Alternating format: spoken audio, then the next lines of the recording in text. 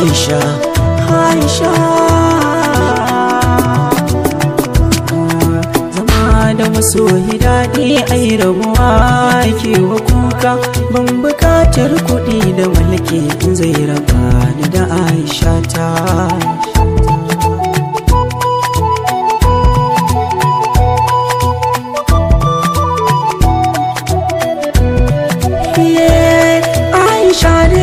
Aisha ce amma dai ta watar daban ce, ko da yaushe a murmushi take da safiya har zuwa maraice. Gadon fil nake raini da ta yi fara yakan kasance. Aisha ko mutuwa ta zo haka za ta farni da sahibata.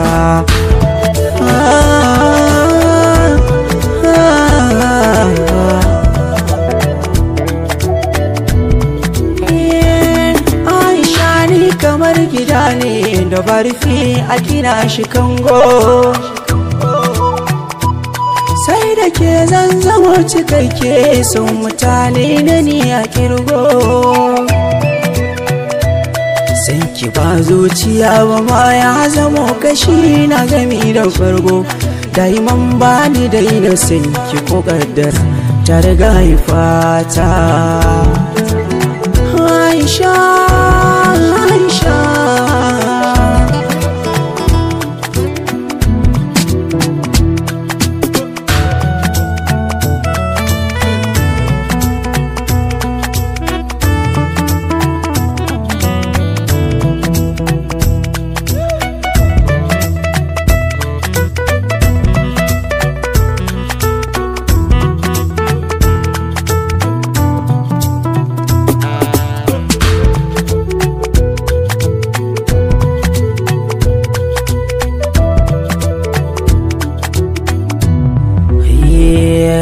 Karfe biyar rabi ciku-ciku ya ƙaurace min, gani kwance ina ta juyi tsakar zuci tana shigo min.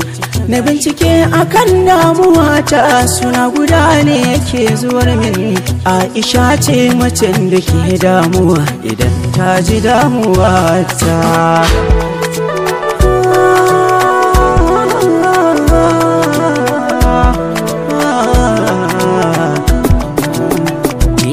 Da a ci duka Aisha halin su guda ne da Aisha ta, da matan duniya a samun su Aisha don kyan halinta. Aisha uwa ce ga kowa tun da ma'aiki ma ya yabe ta. Ita ce Aisha mai suna bi sahibata, sahibata, sahibata, sahibata.